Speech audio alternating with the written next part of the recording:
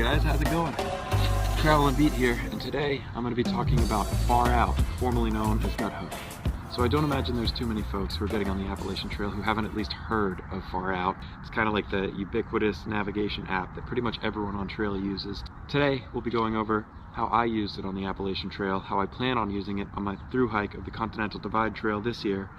So in watching this video, you'll have some of these tricks right from the jump and be able to really maximize some of the cool features that are buried inside of the FarOut app. So basically, most of what we're going to be going over today relates to creating a custom route.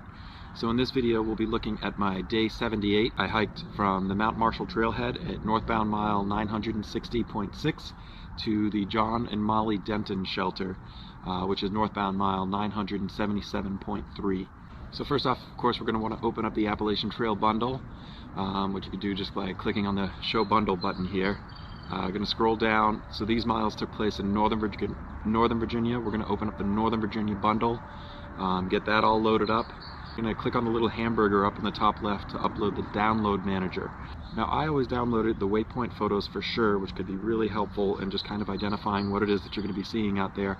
I also always downloaded the open topo map in meters. I didn't download the USGS topo map in feet. I don't think in meters. I'm American. I think in feet for the most part, even though metric is a way better system, but I think in feet. What I really liked about the open topo map in meters, however, was just the actual display of the topographic map itself. I personally just had an easier time reading the squiggles. Another bonus of the open map in meters I found is that there were actually little notations on the map, like a little tent logo and things like that, which didn't display at all on the USGS topo maps.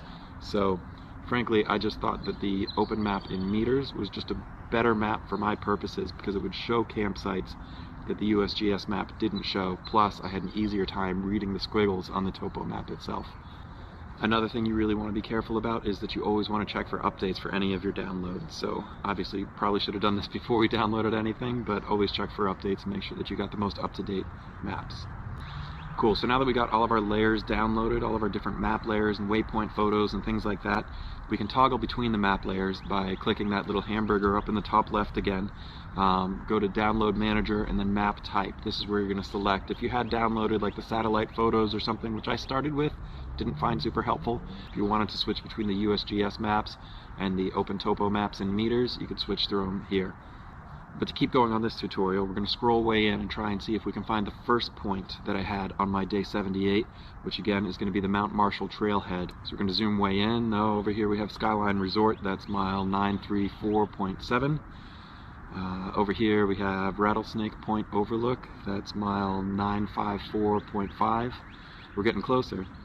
And over here Skyline Drive, 960.5, which is pretty much close enough for this example. Great, so this is where I'm going to start my route for this particular day. In this example, basically this is what I'd be doing the night before. So laying in my tent, trying to plan out what the day ahead looks like. I'll find where I am on the map, I'll create a custom route, and I'll drop my first point right where I am, which again, in this example, Mount Marshall Trailhead. So up in the top right, if we click the little hills logo, that's going to be our elevation view. So we'll snap over to the elevation view, and we can see that right here it has all of the Northern Virginia maps just all in one big mush. So what I used to do is just kind of pinch into the maps, pinch in and just sort of spitball exactly what it is that I think I'm going to be doing the next day. So again, in this example, we did about a 17-mile day on my day 78 to get over to the Jim and Molly Denton shelter. You can kind of spitball it, and that's fine enough. It'll give you some idea up in the top corner of exactly how much elevation you're going to be looking at. A better way I found to do it is to actually create a custom map for each day. This is just going to be much easier to use over the course of the trail. We're going to long tap to set our first point over the Mount Marshall Trailhead. I'm going to pinch back out, zoom out, and try and find where I wanted to end my day over at the Jim and Molly Denton shelter. Now that I found the Jim and Molly Denton shelter, we're going to pinch way back in, zoom in, get as close to that as we can, and set our end point by long tapping again right on that spot.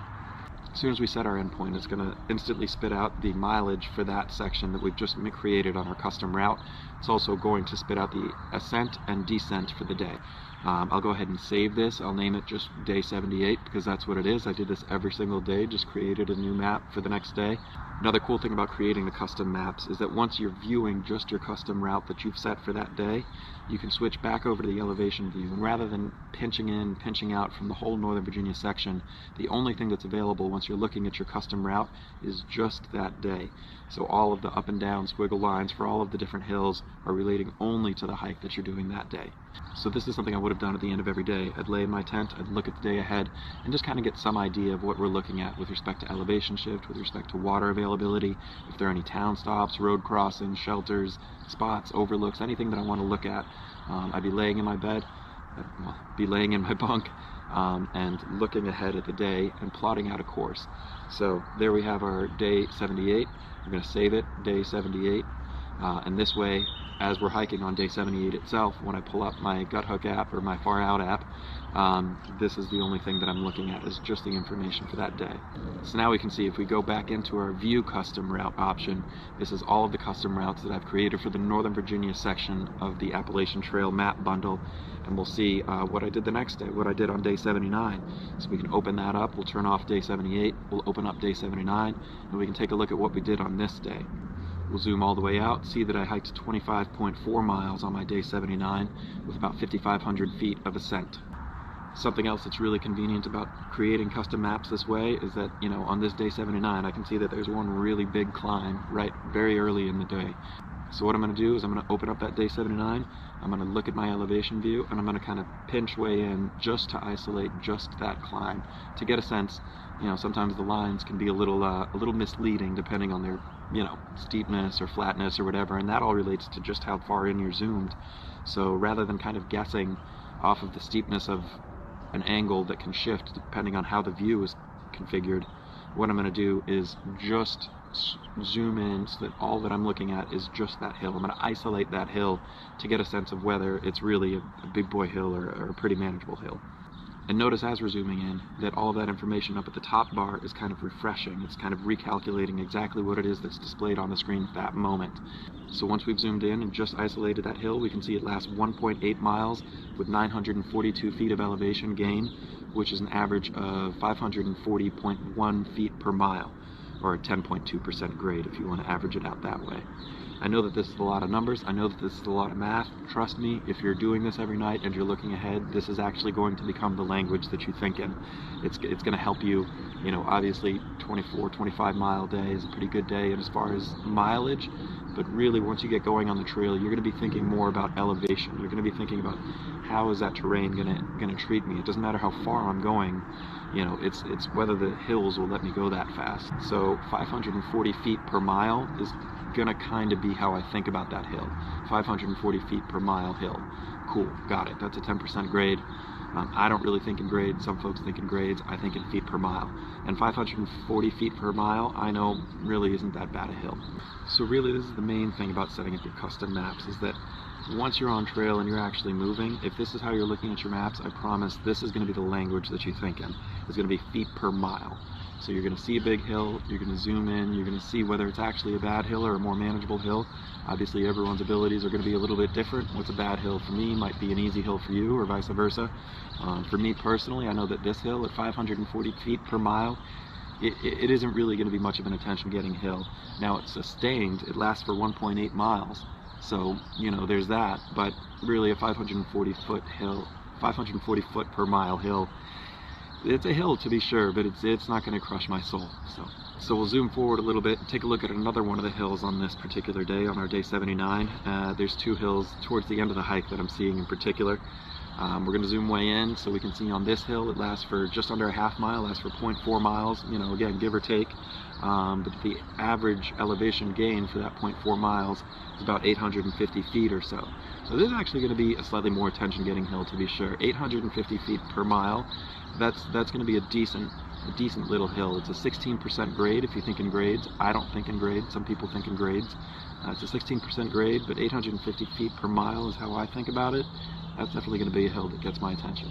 So yeah, so I'm going to open up a totally different part of the trail now. Let's go ahead and look at some really big climbs up in New Hampshire. We're going to open up the day before I summited Mount Washington up in New Hampshire. This is day 127, and this took us from Ethan Pond Shelter northbound mile 1844.8 to Lakes of the Clouds Hut, northbound mile 1858.8. So on this hike, what I did for creating my custom routes is I actually wound up on my hike. I knew that I wanted to hit some of those spur trails, to hit the peaks of like Mount Eisenhower, Mount Monroe, things like that. But I'm a bit of a purist, I gotta be honest, when I was on trail, and I didn't want to take the spur all the way around and then reconnect with the Appalachian Trail. So the Appalachian Trail went this way, the spur went this way, the peak of Mount Eisenhower is over here. So I would wind up going out to the peak, come back, and then hike the Appalachian Trail. Around Mount Monroe, I did do the full loop, and then I hiked back southbound on the Appalachian Trail and back northbound. Didn't want to lose any of those miles when I was calculating my distance. I didn't want to lose any of those elevation shifts when I was calculating my elevation. So rather than just setting a beginning point and setting an end point, I would set a beginning point, I would move out to the peak, I would drop a pin at the peak, I would come back, and then I would drop a pin on the Appalachian Trail so that I'm still calculating those distances.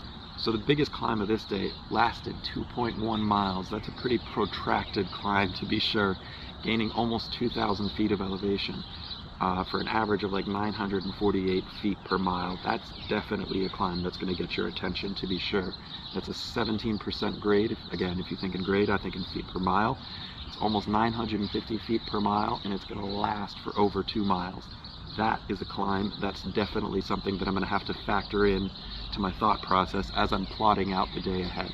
So let's take a look at the climb that got us up to the peak of Mount Eisenhower on day 127. We'll zoom in to isolate that. We'll switch over to our elevation view and zoom in to just isolate that hill. And we can see that it's a 0.7 mile duration. It lasts for 0.7 miles of distance, and that we're climbing 915 feet. So definitely, again, 915 feet is a pretty significant climb. Just as a frame of reference, when I started the trail, my sort of like baseline for a hill that was going to get my attention was 600 feet per mile. I'm not bragging or saying I was fit or more or less fit. I don't really know how that measures me up against other hikers or other people on the trail, and frankly, I really don't care. So if your baseline for a significant hill is maybe 400 feet per mile or 800 feet per mile, that's great, but it is a good thing to know what elevation shift is going to be the elevation shift that you would classify as a hill that's going to get your attention, or a hill that's going to command a lot of extra energy and work. So whatever your number is, it's good to know just for your own personal solace and your own personal planning of a day-to-day hike, but it really doesn't matter. Just know what your number is. And if you don't know before you get on the Appalachian Trail, if you're using this technique to sort of plot out your days and wrap your head around what sort of challenges you're going to face, you'll definitely come to learn what qualifies as an attention-getting hill and a not attention-getting hill for you. So now that we kind of understand the utility of what we can gain by sort of laying in our tent the night before and plotting out whatever it is that we feel capable of doing the next day, whatever it is we want to do the next day, as it relates to our fatigue or our energy levels, as it relates to weather. Well, definitely the app can't help us with our fatigue, and our app can't help us with our energy levels or the weather, but the app can tell us exactly what challenge we're going to face in the form of elevation shift, and that's what's really helpful for me. That's what really helped me plan a successful thru hike on a day-to-day basis, was just looking ahead. So in a minute we'll go ahead and zip up to the end of the trail and just take a look at the grade associated with the climb up to Katahdin. But before we do that, we'll take a look at just one other application of this method of plotting out a course. So late into the hike in Maine, I broke my left hand. I broke my left hand in 2 places, and it was definitely pretty scary. I wasn't sure whether I'd be able to continue or whether I'd need to jump off trail for a few weeks and recover. Luckily, it only stopped me for about 5 days. But before I got back on trail, I wanted to have an idea of exactly what the elevation looked like. So on this map that we're going to look at now, we can see that I plotted out a 56.7 mile section of what I called jump to Monson. Basically, every period between town stops is what I would call a jump. So if you're going from this town to that town, and it would take you 3 days, that would be a 3-day jump. If it's going to take you 5 days, that's a 5-day jump.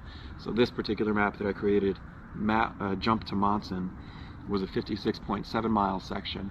And basically, by plotting this out, I could kind of, again, as I'm kind of planning what the next few days are going to look like, obviously I didn't do 56 miles in a day, but in charting out this section, I was able to just kind of wrap my head around exactly what that jump would look like to get me to Monson, to Shaw's Hiker Hostel in Monson, Maine.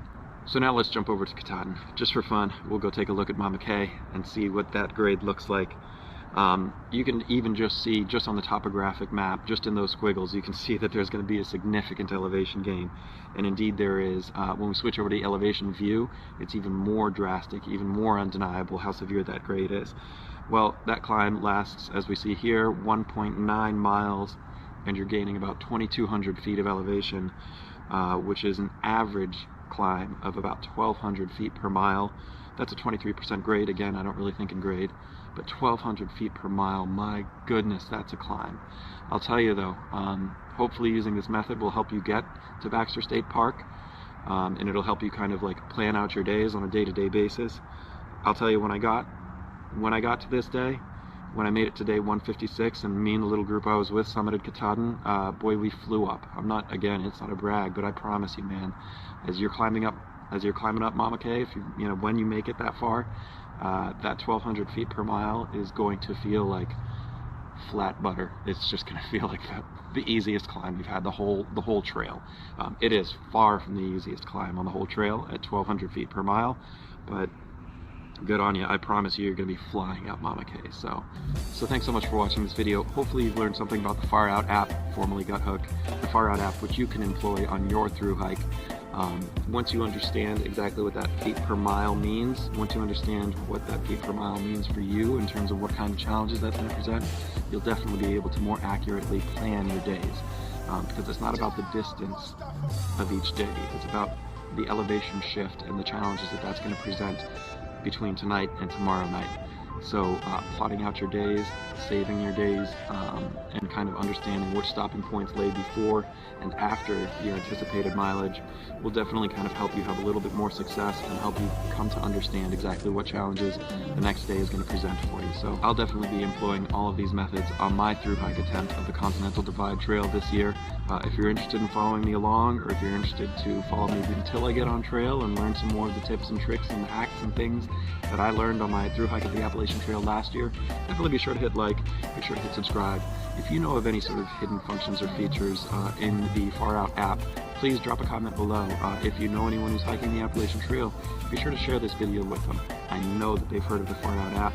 I know that they're going to be using it on their thru hike, and if you're interested to try and help them explore more functionality and something that might be helpful for them on their hike, share the video with them. Thanks so much for watching, guys. Traveling Beat. I'll talk to you all next time.